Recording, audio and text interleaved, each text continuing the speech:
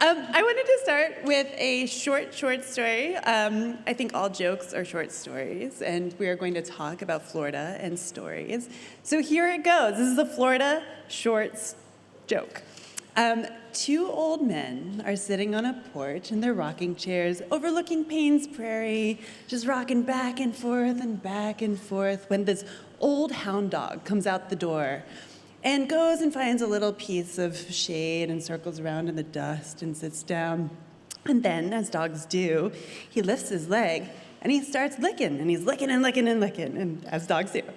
And one old man turns to the other and says, "Man, I wish I could do that." And the other old man looks at him and goes, "Dirk, that dog would bite you." Anyway, so let's talk about Florida and stories. This state, I think, is uniquely conducive to telling stories, to short stories in particular. So what do you think about this? Do you agree? Do you disagree? Yeah, I absolutely agree. And I also acknowledge that my only experiential reference really for that is my own lifetime here. But also there's so many incredible stories coming out of Florida right now. We were talking about some of the writers we admire. Janine, who some of you guys saw yesterday, Dantil, Jonathan, these like outrageously gifted women. There she is right there. Yes. Laura Vandenberg, Kristen Arnett, you could go on, yes. and they're really, but stories I think are not always given their due in the literary world. I don't know if you've had this experience, Lauren and Patricia. Sometimes I'll say I have a new book coming out, and then when people find out it's like stories, it's sort of like a little, they're like, oh, well, they're like, we're still waiting for the book, you know? Absolutely, yeah. But to that question, Florida's a state, as we were discussing yesterday, there's so many Floridas in Florida. There's so many pocket universes. Even in one city like Miami, there's so much kind of, it's a multiverse. If you go into the Publix, it's a multiverse, right? So finding a way to hold all of that, I do think like the archipelago that a collection invites is a little bit, it gives a kind of elasticity. It lets you, there's a polyphony. And this sort of Patrick of our state where you can do these, you could walk, from red to blue, you can move from north to south in a way, or just, it's interesting. So yeah, I do think so. What do you think, Patricia? Yeah, absolutely. And I think as a writer, working in the short story form allows you a sense of movement, that you can continue your explorations more diversely, more quickly. You can move from one world of one short story onto another, and somehow they speak to one another. And it's true that within the state of Florida, it seems like there's many states or departments within it. Even in a natural sense, I'm in South Florida, and it's still a world away from here, Key West, which is not that far away, and even further away from where Lauren is in Gainesville. And you only begin to scratch the surface of any little world in a short story, but there is an intensity and a passion and a fever that exists in that compressed form that makes it a great diversion from working in a novel form. I also think that the short story, as a form, has a different musicality to it. And I would say that, a short story is written maybe in a minor key, or a minor key. They're all written in minor key, right? And I think novels, just because they have so much more canvas, so much more scope, is in a major key. And there's something about Florida to me, and this is very subjective, it's very based on my own experience here, which is 18 years at this point. But I feel like Florida's, even with the sunshine, even with these flying birds and the palm trees and the ridiculousness, the extreme diversity of the ecosystem, it feels like it's a minor key state in some ways. Yeah.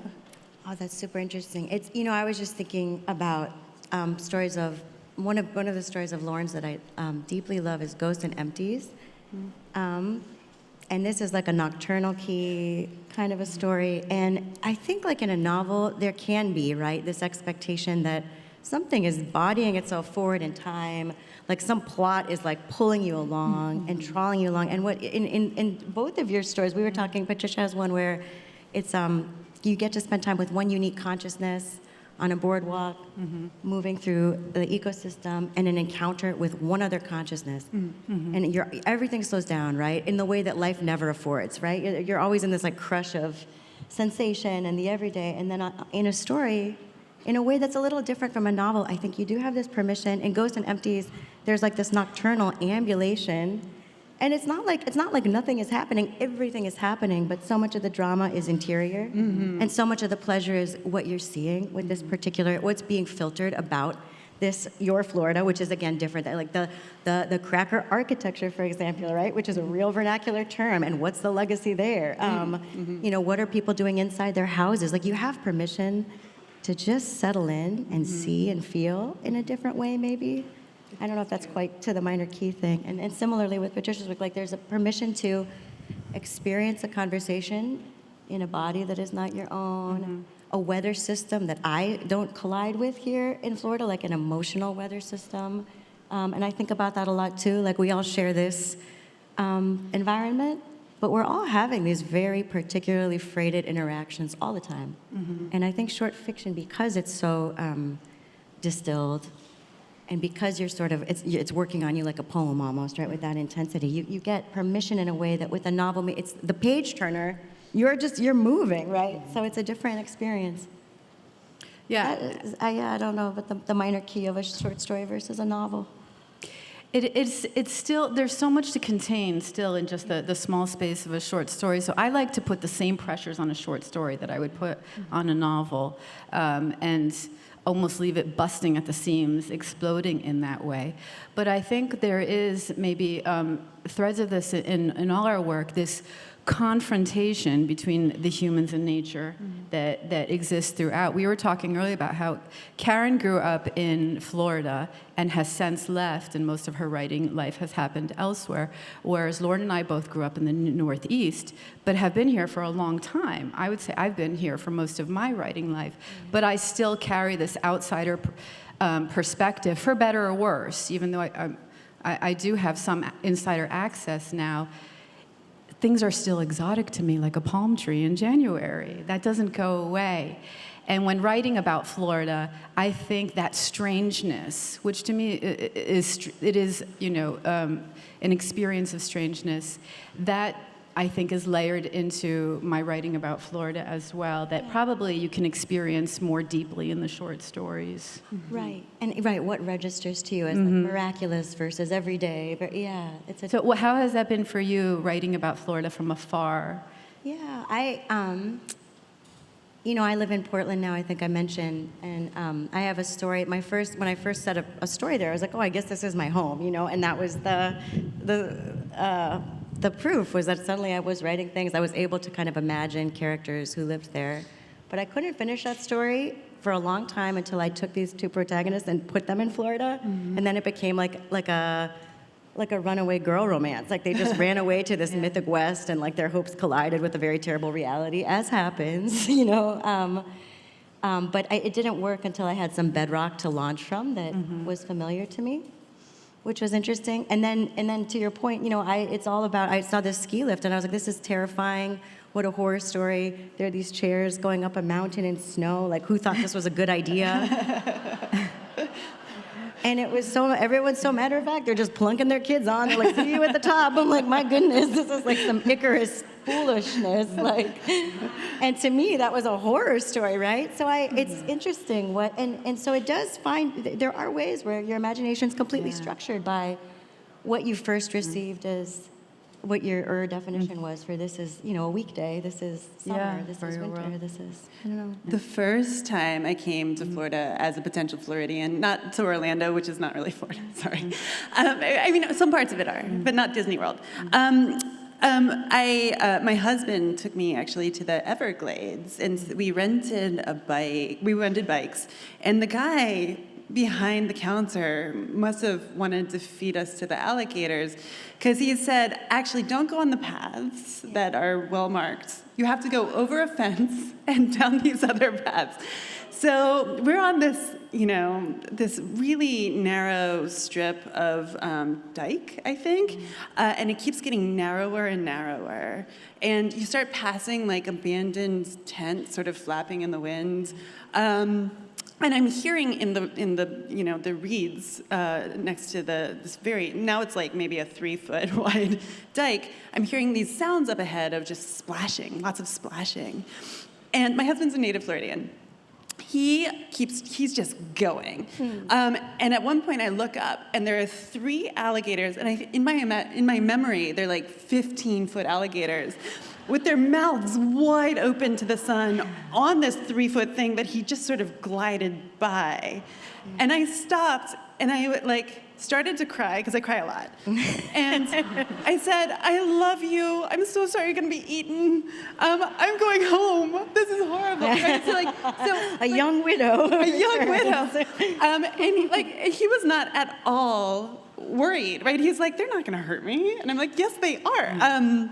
So just to say, this place has dinosaurs in it in a way that, to someone who grew up in the Northeast, that was so strange and scary, and it made the entire landscape seem full of peril and dread. I mean, this is the state of sinkholes, right? This is the state of hurricanes. This is the state of termites, which are invisible hurricanes in your wood. I think landscape has a very profound effect on the stories we choose to tell and the way that we choose to tell them. And so how, for you, Patricia, coming from the Northeast to Miami, you, Karen, going from Miami, right, to the Pacific Northwest, how has the change in landscape embedded itself in your fiction? I love this because this is something, there is a point where writing, it becomes your life. You're a human in the world as a writer, and your writing does merge with your real life. And probably in the most tangible way, aside from my daily life, which is, what month is it? Am I dodging a hurricane? Is there a hurricane? Am I prepared? And all the survivorship that comes with just living and making a home in Florida. But talking about novels, I wrote a novel called The Veins of the Ocean, and it's largely set in the Keys, and as research for that, I took up the sport of freediving. So for some reason, I thought I live next to the ocean. I need to kind of deepen my relationship with the ocean, and so I learned how to freedive, and I worked with a freediving champion who trained me. And there were moments when I was out there in the middle of the ocean with no tank or anything like that, and it occurred to me, I may die out here like you with the alligators. But it did give me, I don't want to say peace, but I felt so kind of comfortable at being at the mercy of nature in a way that I did not before. So I think I have come to live with that in living in Florida year after year, even though the recent years have been even more challenging. And I did not evacuate for a storm until maybe my 18th year leaving here, and it wasn't because I wanted to. It was with Irma, and it was coming straight from my apartment building somehow. And I think this urgency, whereas this is a 20-year-long journey now that I've lived here, and now as an older person, now as a mother, I see it from the child perspective, a coming-of-age perspective, a youth perspective, a young woman on her own, and now as a mother and all that entails. And we were speaking before, now I'm watching my son grow up in this environment that I did not have, and how he will be different because of that, from how you and I, who grew up in snow and harsh winters and all that. And it's still something I'm exploring about how that makes us who we are and how we see and experience the world in a very primal way. The weather, the sun, how do we feel it? I mean, Karen's talking about how she's really hungering for the sun here because she's so used to it, and now lives away from it. So I love the question, but it's a constant exploration. There's no firm answer on it. I'm still learning it every day, how to be Floridian and how to be a writer simultaneously. Yeah, and a mother too, which is something that is quite there is no balancing, right? I feel like it's. What is it to be a Florida mother writer? Is a different question, right? But I mean, I love this question too, Lauren. And I think all the time that the kids, I was saying this on the panel yesterday. My children are 4 and 7. They've never My daughter was here for the Miami Book Fair when she was like a fetus, you know, so I don't know that it really imprinted on her. I have a picture of Kristen Arnett holding her like as if she won a ham. Like, it's really amazing. Another writer we admire. But that's there's a sorrow to that, I think, and it makes me aware in a way I don't think I would have known before, the degree to which like this place has shaped the whole proliferating world of metaphor by which I understand my own life. And it's kind of hard to talk about, right? But Yeah. I mean, hurricane season, right? Where you have an entire season where everyone is sort of, it's seasonally, right? It's like it's coming, it's predictable. It's like the predictable unpredictability of Florida in a way, where you're always watching the sky, you know, or it's, you know, my dad was a big fisherman. So like you're just with these stingray angels and that's nothing to you, right? You're like, that's interesting. We caught like a strange marine angel. Like, let's return it to its heaven. You know, like it's just it's a different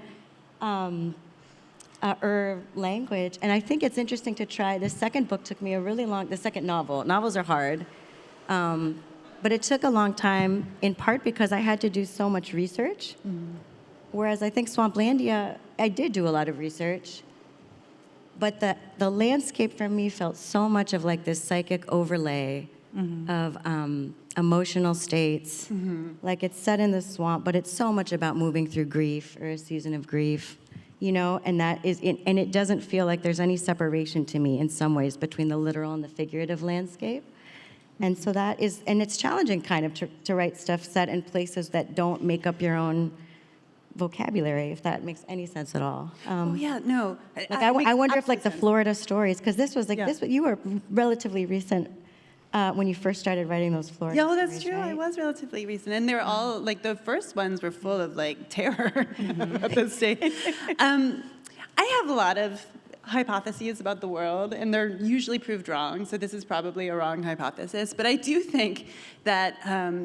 There is a syntax of imagination that comes from landscape. And in Florida, because it is so traditionally, you know, fertile and humid and hot and swampy, I'm in the swamplands, that I think that there's something that suggests itself to the imagination. There's almost a form that the imagination takes on with the landscape as well. Yeah. And growing up I was in upstate New York on this lake, surrounded by these gorgeous hills, and I think that framed my early imagination to be much more Pacific, and probably the syntax of the imagination was formed in longer, colder sentences. I actually believe this to be very true. Yeah. Well, we were talking yesterday how there might be some icy minimalists that come directly out of Florida, but I know few, right? There's a kind of luscious. And Janine said this brilliant thing about how her punctuation is the M dash, because there's so much right? It's so overfull in a way, right? Like it does always feel that to me. I tried to write this story like a Jack and the Beanstalk in Florida, where like a tree just grows in some lady's yard then overnight, but it's actually just something that does seem absolutely possible, right? Like maybe some of you have woken up and you're like, that tree wasn't there yesterday. Like it's just the rate of camper fecundity does feel so, and that the kudzu sprawl of the imagination, right? Yeah, Like that's exactly right. Yeah. It's interesting. I just did this amazing talk with this extraordinary Florida artist named Allison Janney. She's amazing. And she suggested in an incredible way that the way that the rest of the world looks at Florida comes out of this discomfort with the femininity of the humidity, the heat, the fertileness, right? So it's almost like looking at the Southlands, at the swamplands as something really feminine. And there's ingrained misogyny in that. And I think that may actually be true. And that my trajectory over the 18 years has been to recognize this internalized misogyny and then to be like, oh, that's messed up, right? And to actually like lean into this place, lean into the maybe, I don't think in terms of like this kind of gender essentialism, but the world does, right? And the world gives us the framing for these things, and we have to push against and question that sort of idea of what the places and the people around us are like. Yeah. Yeah, I'm going to sit with that, definitely, because we talk about Florida as the wildness of it, but of course that's, an inherently feminine quality as well. And also, one of the things that sometimes there's so much going on in the present in Florida that we often forget the stories the land itself is telling. Just where the sinkholes and all that, and the water table under Miami where we always think it's going to fill up with water and swallow us. What humans have done to the land, and the land is reacting and talking back to us, and of course all the peoples who populated the land who were, removed or exterminated, and all that is here too, and is in our stories, whether or not we're acknowledging it or speaking to it, but fundamentally the stories belong to the land. Yeah, I agree, and it was interesting to follow Tenerife and Regis and their ghost panel, which I love. Those summer ghost stories. I love Graceland as a setting for deeply haunted Floridian stories, because it just seems like there's sort of, in a lot of the panels we've been talking about what literature can make visible that is invisible, or we're so familiar with it, we're like inured to it in our everyday lives. And the land is always speaking to us, but we also live in a place that so much has been paved over. Like Disney World is a great example. There was this tremendous watershed with its own logic that connected the entire state that's been diked and drained. If you don't know to see it, right? If you don't know the older maps, it would be invisible to you. These other histories, of like displaced peoples who are still alive today, right? Like they are on, And it's I think fiction has a real, and a story also in a way that's like, maybe we could talk about that, what a story can do the novel can't do, to help you see how the past cohabits with the present, or to put you in touch with what the land is saying, maybe. And the wildlife. I know Lauren has written about, the Florida Panthers, and there are peoples who draw direct ancestral lines to the animals, and most of us don't think about that most of the time. But the animals belong here more than we do. Yeah. And I love in Lauren's work, and yours too, that rubbing up against that feminine quality, that wildness that is embodied by the animals. Yes, and also, because I do think about that, like different kinds of gendered representations of nature, right? And I think in the stories that you both write, and that I try also, right? It's like you want to acknowledge too that Mother Nature does not really, there's like if you look into, an alligator's vertical pupil, there is something absolutely uncanny and there's something incredible about how that resizes you in geologic time. There's something absolutely autonomous. This is not like the mother who's gonna, warm up your formula. Like it's a different relationship, but that kinship exists too. Also, you were talking about the way that stories can make the invisible visible in a very profound way. And Florida, I think everywhere is profoundly haunted. Yeah. I don't know how. Maybe it's all the high water table doesn't allow the ghost to sink in. I don't know what's going on. That's another hypothesis. It's wrong. That's the wrong hypothesis. But I do think also, but it's not just that. It's also the outside's coming into what we assume to be human space as well, right? Anybody who's woken up in the middle of the night to find a 3-inch palmetto bug scurrying across their kitchen, understands.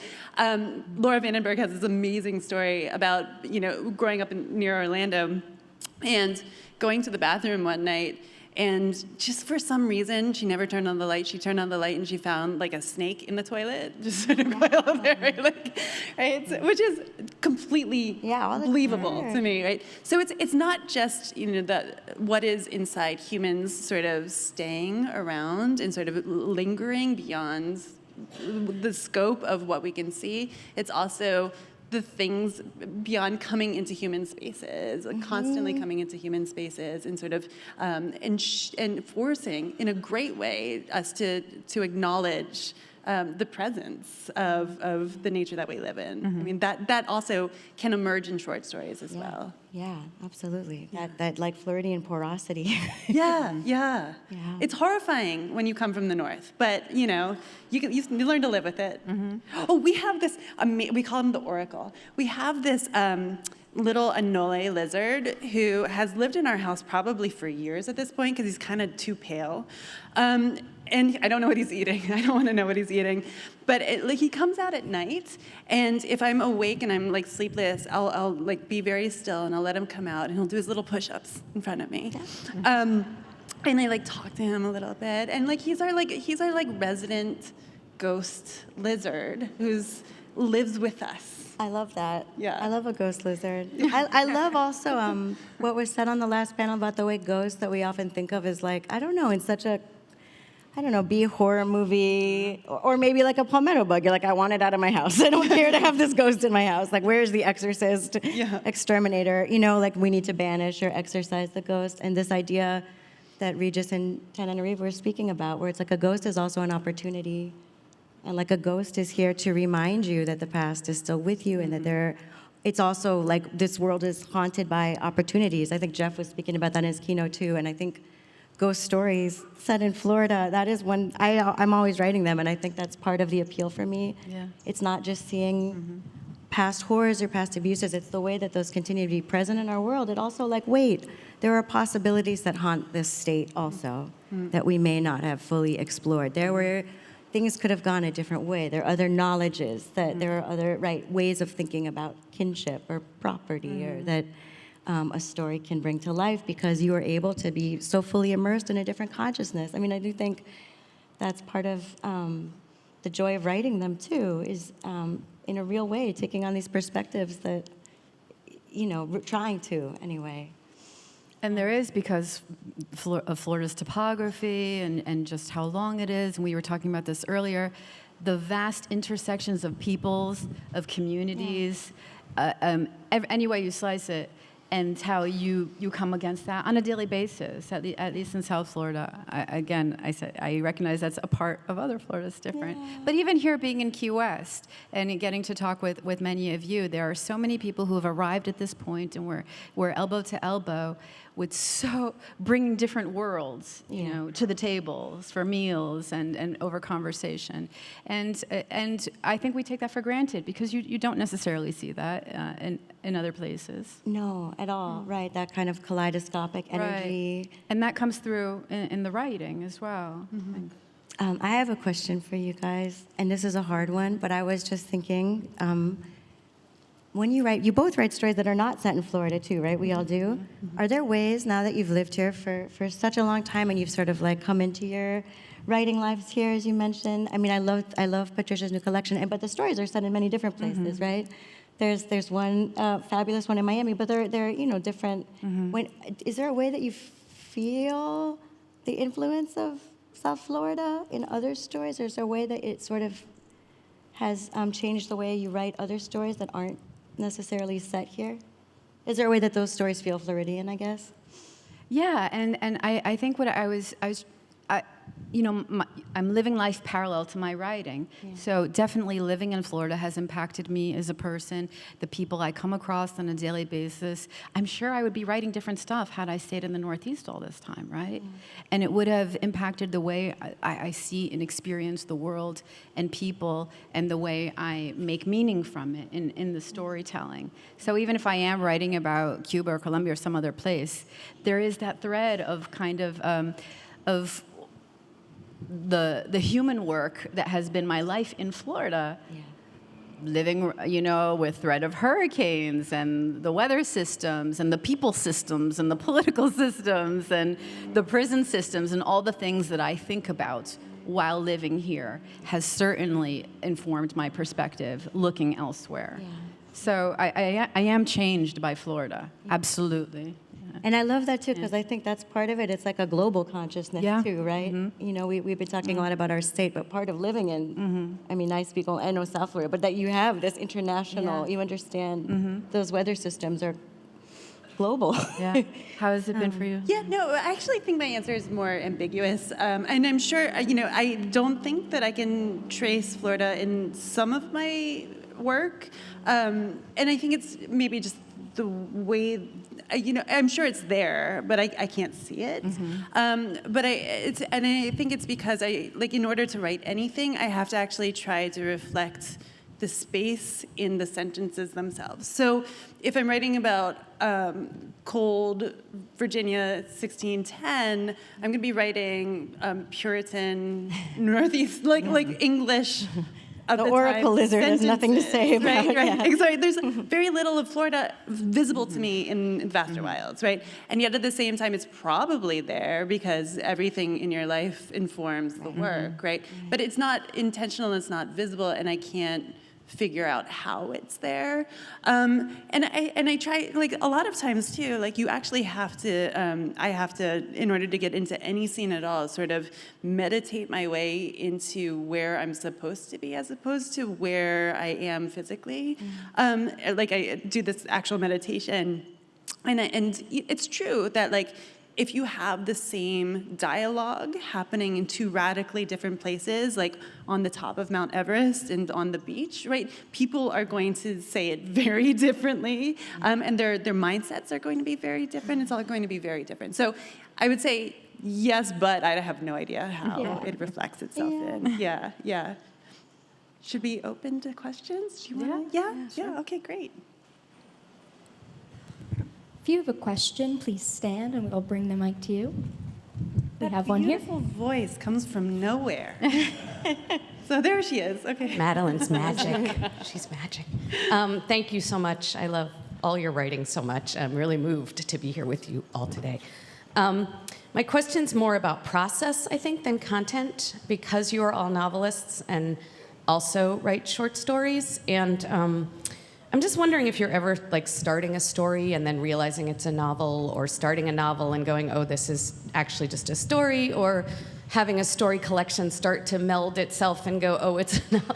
And also just in terms of when you're in the midst of drafting a novel, or you get stuck in some sort of difficult place with a novel, do you allow yourself some stories? Stuff like that, I guess. Good question. So the way that I look at a novel and the way that I look at a story are so profoundly different. I mean, the story comes from the poetry part of my brain, and the novel comes from like the monogamy part of my brain, right? Which I guess is there. Who knew? So I wake up. It's just a process issue for me. So I wake up every morning. I get up and I go work on the novel that I'm working on. That's what I do.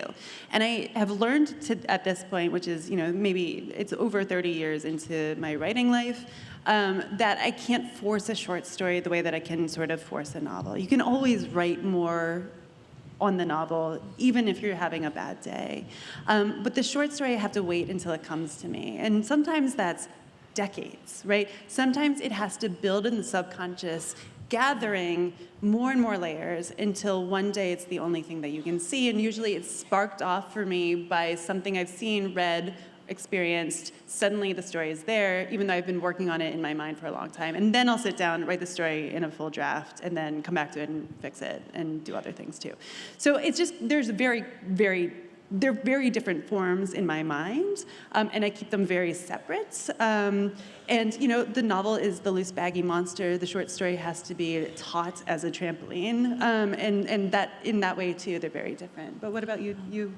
I want to take notes, Lauren. I feel like Lauren does know how to write a novel. I'm like, tell me more about what's the difference. I'm like, thank you for this question. I'm like, wait, who's recording this? Like, Lauren does know how to write these brilliant novels. I feel like also it's amazing because you can write, as it turns out, a novel, and then everybody, I think of myself primarily as a story writer, but I think in like a quiet way that just teaches you something about what we think a book is. Some people, they're like, I feel like I'm more often called a novelist. Like, if I made one omelet, no one would be like, omelet chef, Karen Russell. If I successfully ever made one omelet people could eat. And mostly made another type. I don't know. That's the wrong analogy. Yeah, it's true. And I have a small omelet. I don't know what this is. This is, you see the problem, guys. I do think for me, one of the reasons why I love stories, though, to the topic is they're so, and that's my analogy too, which is troubling because my husband's in the audience somewhere. It's not how I think about you, honey. I love you. But I do think the novel is it's a giant commitment, and you sort of are locked in a different way. And it's a winnowing road, right? It's like, well, now you have your cast, you have your, you've chosen, it's conjugated in a way. And I don't, and with the story, there's such a bounciness and pleasure. You can hop bodies and continents. You can write a story in a dystopian South Florida, a utopian dystopian, because I think they're coterminous. Yes. You know, in like a drowned South Florida in the future, and you can jump back and write about the Dredge and Fill campaign, for example. I mean, there's that kind of ability to move that I love in stories and drop into a world, and there is something kind of circus-like almost about it, which feels sort of Floridian, right? Where you set up your world, and then and off you go. Let it go. And with a novel, it's such a different, sustained focus that's required. And so I think that I will be so happy to put this novel into the world, and I deeply, deeply yearn to return to stories for that kind of promiscuous quality, or something that doesn't feel dangerous to say into a mic. I don't know. Yeah, I absolutely agree. I mean, they've said it all. For me, generally speaking, stories, when I'm starting out writing them, they remain stories. So that's their architecture. That's their lifespan will exist in that form. And novels the same. Sometimes I start a novel and it doesn't reach completion, but its intention was always to be a novel. And I've only had one story that was the exception. And it was a story I published a long time ago. At the time, it was called The Bridge. And that was a story, speaking of ghosts, that stayed with me in a way that other stories did not. And it eventually became the first chapter of a novel, The Veins of the Ocean. Only time it's ever happened, or I ever felt called to let a character's life, continue beyond their story. So what you're hearing is, it's just patience, right? And it's letting the story tell you what it wants to be. And I think a lot of times when I fail, and I fail a lot, I love failure. Failure is awesome for writers. We should all be failing. And we are. I think my failure is in trying to push the story before it's done to be the thing that I want it to be, as opposed to the thing that it wants to be. And often, my process is very destructive. I don't actually put things onto the screen, the laptop, until I feel like it's done, basically, and I'm just playing with the words. So it's allowing yourself freedom in a way that for people like me, I have OCD, it's really hard to have play all the time. And so creating processes around the work that allow for the joy and the freedom, to feel like you are a child playing with clay and Legos, that's what you're going for, serious play at all moments. But Lauren, you write by hand. I do, your I whole write by novel, hand, yeah. right? Many Yeah. drafts by hand, yeah, which I never reread because I can't read my own handwriting. It's very exciting. Have you ever lost a notebook? It doesn't matter if I do, because they're Okay. not meant to be reread, yeah. Okay. Yeah, no, I do. I lose notebooks all the time, but right? Who cares, right? Okay. Because what's happening is I'm building the story in my head as I'm going along, and I'm figuring out which details are living and which are dead, and which I need to pursue into the next draft. And things bloom in the caesuras, right? Like things bloom in the volta between drafts, and that silence is really necessary too between drafts. And then you start from scratch, draft to draft? Yeah, Okay. yeah. But it doesn't matter what I put. It's not about the words at that point. It's about finding the sentences, like finding the fractal of the whole, but not necessarily about like keeping those sentences, right? Because they'll come back to you if they're good, and they almost never come back in the beginning. Yeah. Yeah. Wow. Yeah. No, it's dumb. Like everyone finds their own way to do it. Like this is a very wasteful, very time-intensive way to write. I would not wish it on my worst enemy, but I love it because it gets around my own huge human blocks. Yeah. Right? Yeah. Yeah. I think that's nice to hear too. It's nice. I mean, that's incredible. And also, it's nice to know, like, I think everybody at some point feels there must be some like GPS solution, like they're taking Yeah. the least efficient route to making whatever they're making, and there is no. I mean, Right. I don't know if that chimes with your experience, but it is not a linear journey. No. And I think each book teaches you how to write it. I don't think you can write the same two books the same way. And so every time it feels like I'm writing a book for the first time. Yeah. You're building the boat as you're sailing the boat. Yeah. It's really, really hard. You're swimming at first, it's really difficult. Yeah. Oh, sure. Oh, wow. That was a long answer. Yeah. We have a dead mic. I'm just gonna Bringing one around. take jam from your lizard. Now I know that's gonna be my process. So you answered part of my question in the first question, but this is about the craft of writing. I must confess I'm a former Reformed short story hater. Oh, but you're making reforms. I'm reformed because I wanted to know what happened before the story and what happened at the end. But I'm wondering, in your craft of writing the short stories, where every word has to count, much more so, I think, than in a novel. But anyway, do you get a big idea, and then do you shrink it down to a manageable short story form, or do you set out from the very beginning to make the short story? So they're just different in my mind, right? The novel is a writhing mass of snakes. And you wake up every day to look at this writhing mass of snakes and try to disentangle it. A short story it's a thing in and of itself, and as it becomes clearer, it becomes crystalline and becomes whole, right? So I think it's not that I reject the question.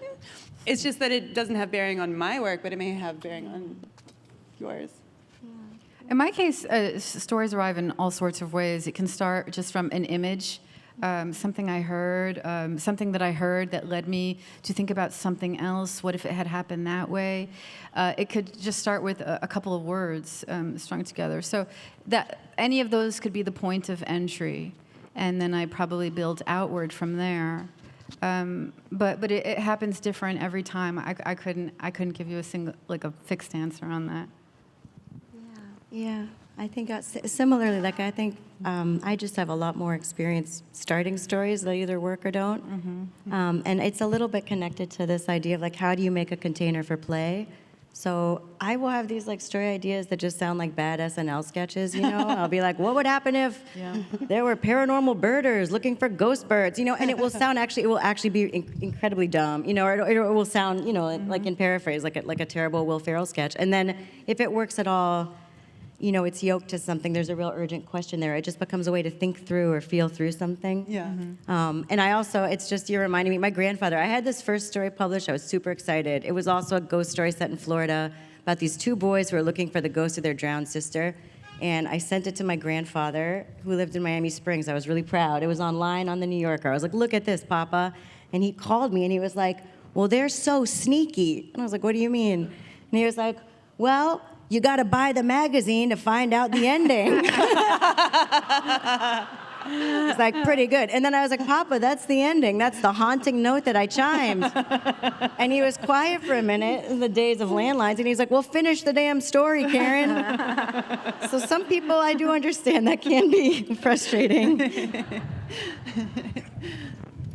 There's a question on the left here.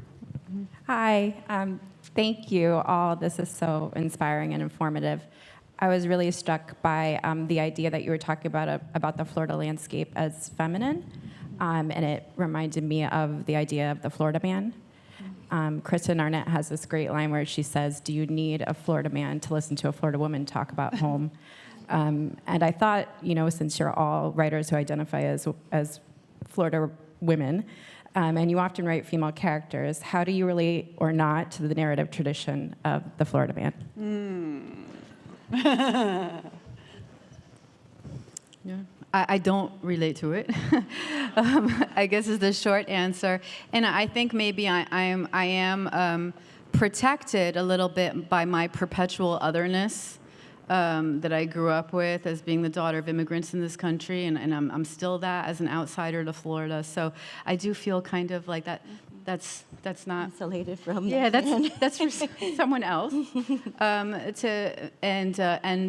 What I'm exploring really, I think, is centering, as you said, centering mostly a female experience or immigrant communities or marginalized communities, or things that are more the focus, the environmental aspect of the experience of Florida. So the Florida man can keep his own stuff. Yeah, I mean, the basis of this is deeply unfair, right? I mean, every other state has the same number of people doing horrible things. It's just that we have the sunshine laws, so it's visible to everyone else, right? Everyone else keeps their men biting the heads off of rats and in the closet, but we choose to publish those. But I think the Florida Man narrative has done irreparable harm to Florida's reputation worldwide.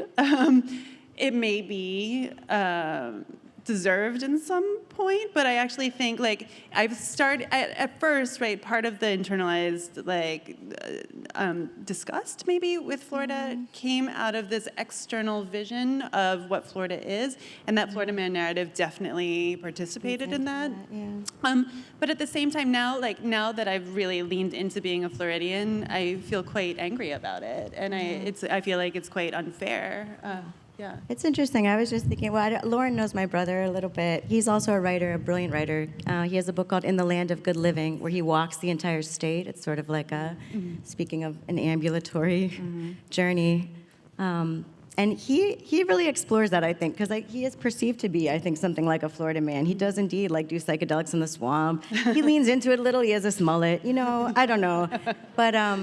But I think he does such a good job of exploring kind of these hyperbolic cases of, what would you call it, toxic masculinity? I don't know, but the way that different forces structure some really extreme personalities.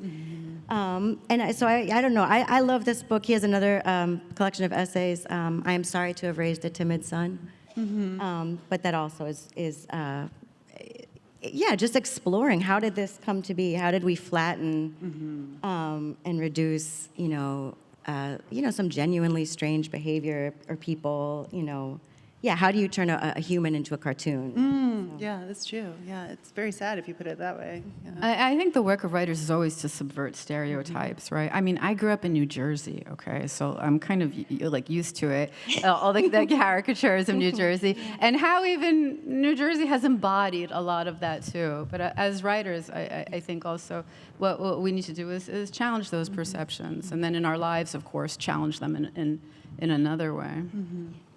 Yeah. We have one more here. This has been a wonderful discussion. Thank you so much. This is a question for Lauren. I also live in Gainesville. And Yay! Hi. Thank you for your mission to open an independent bookstore. The link's there. And I'm wondering if you can talk a little bit about what inspired you to do that and how can we collectively help support you. Thank you. I will. Later. Thank you. There's another. We're going to talk about book banning in Florida, but that is the reason. Thank you for asking. It's called The Links. Please come. We have an Indiegogo. That's great. You don't have to do that. Yes. Thank you, everyone. This was really fun. Thank you. If you want, we can do one more. Okay, let's do one more. So it's not ending on my commercial pitch. So I'm also from the Northeast, and it's been really fun hearing about how people feel about these stereotypes about Florida. I'm wondering, this is very related to the last question, I guess, but as a writer, how aware are you of either playing into those stereotypes or purposely avoiding them or ignoring them? How do you approach that, or do you approach it? I think, subversion, as Patricia was saying, is the name of the game, right? You take something and you maybe make it familiar, and then you make it familiar in order to take all the air out of it and to fill it up with different air, right? So I think that's what I try to do, and just reading these amazing humans, that's what they definitely do. Yeah. I mean, I'm Colombian. I grew up Colombian in the 80s, and it was stereotypes all around. So I think I grew up with a hyper-consciousness of how false and dangerous stereotypes can be. Of course, they're founded on something, some element or some example of truth somewhere. But I think as humans, when we start to ignore the humanity of people and of communities, well, then we fall into a very dangerous space. And as writers, when we do the same thing, whether it's writing about our own communities or writing about other communities, this is where the topic of research becomes so important, and writing responsibly and ethically, not only about your own community, your own place, but about other people's communities and places. I still carry a little bit of imposter syndrome in terms of my writing, in that I feel deep responsibility in doing justice, and not cloaking myself under the cape of fiction, well, that I can do whatever I want and take whatever liberty I want, when there are people who will see themselves in stories and say, it's not like that. And that maybe hurts me in some way. So this is something that I'm grappling with on every page in some way, to the point where it's so internalized that I don't think about it consciously anymore. But it is critical to how we write, I think, as responsible human writers. I would just echo all of that. I was thinking about, Patricia has this amazing story where if you read just the news headline, of it, you would think you knew these people, you would come with your easy judgments, and they become full humans. And in fact, by the end, I was like, I think in these conditions, I would make that decision, And that is the magic of thinking through transcending stereotypes, like giving people that kind of access to like inner and outer forces and how they structure us and where they merge. And it's tricky, right? I think I sometimes think about this novel I wrote, So Amply, about like a very, like a very extreme kind of upbringing or family. But I pray, right, that these people become real enough that like there is something universal that you can find, and that's what I find in like in Lauren's work and in Patricia's work too. Like you can have very different rides around the sun, but yes, you can make grief enveloping on paper. You can make that, what's irrational about like. The tug of the moon that draws you out of your own house to sort of like surveil the neighbor. Like all of that makes sense in a real way, in a mammalian, visceral way. And that is something that I think like op-eds can't do it quite that way, right? Where it's very spooky. Like you actually, very briefly, you're inviting these memories that are not your own into your body, right? You're truly hosting somebody else's consciousness. And that's an incredible antidote to stereotype. I think any art is an act of attention, and any act of attention done with scrupulousness and intensity becomes an act of love, right? And so that means that any character becomes someone you can love, even if they're reprehensible to the rest of the world, right? And sometimes you choose not to write about certain people because you don't want to love them, right? I don't think I'd ever write about Trump. But I think that it's true that if you were to do the job the right way, you love these characters. Yeah. I love that a rooster just walked into our panel. Yeah, of course. The natural world. Guys, I have to say, the rooster's continuous calling, roostering, makes it feel a bit post-apocalyptic here. It feels like the clock is broken and the roosters don't know what day it is. Karen's never been on a farm. I haven't been with the pharaoh. No, it's true. Just kidding. Not as many roosters. I actually think it's time. So thank you, everyone, so much.